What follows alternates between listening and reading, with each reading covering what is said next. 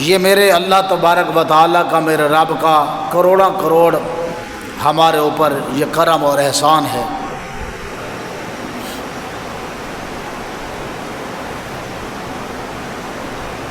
اس نے ہمیں ملک پاکستان عطا فرمایا، اور آج ہم اس ملک کے باشندے ہیں۔ اس ملک کے لیے 1857 سے جد و جہد کی گئی۔ 1857 سے لے کر 1947 تک جہد مسلسل جاری رہی۔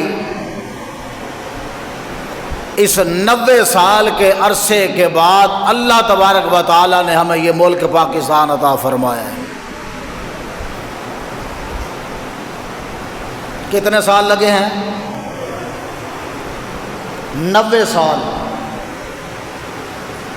90 سال لگے جد و جہد کرتے ہوئے۔ سب سے پہلے جس شخص نے انگریز کے خلاف علم بغاوت بلند کیا اس کا نام ہے مولانا فضل حق خیر آبادی رحمت اللہ علیہ۔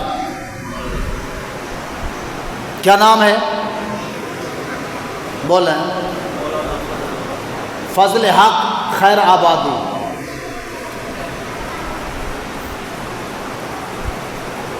جس نے انگریز کے خلاف پہلا فتویٰ دیا، جس نے انگریز سے آزادی کا پہلا مقالہ لکھا،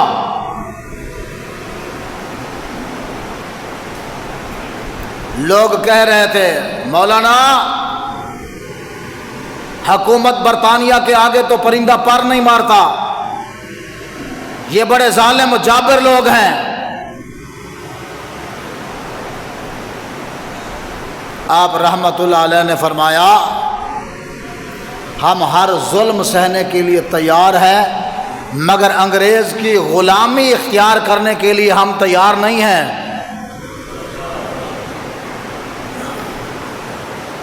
یہ پہلا مجاہد ہے، اس کا نام یاد رکھنا ہے آپ نے۔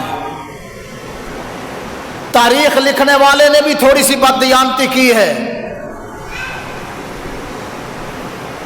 وہ جو عدالت میں جب آپ کو کٹہرے میں کھڑا کیا گیا تو اس وقت گواہ کہنے لگا کہ میں جس فضل حق کو جانتا ہوں جس نے انگریز کے خلاف، فرنگیوں کے خلاف فتویٰ جاری کیا ہے، یہ وہ فضل حق نہیں ہے۔ آپ نے اعلیٰ الاعلان یہ کہا کہ جج صاحب میں ہی وہ فضل حق خیر آبادی ہوں جس نے فرنگیوں کے خلاف فتویٰ جہاد دیا ہے، جس نے انگریز کے خلاف جہاد کا فتویٰ دیا، میں ہی ہوں۔ وہ کالے پانی کی سزا دی گئی۔ ایک دن بھی شکایت نہیں کی کہ مجھے رہائی چاہیے۔ بڑے ناز و نیام سے پڑھنے والا، بڑے امیر گھرانے کا، بہت اعلیٰ گھرانے سے تعلق تھا ان کا۔ زندگی میں والدین نے کبھی ذاتی کام بھی نہیں کروایا ان سے۔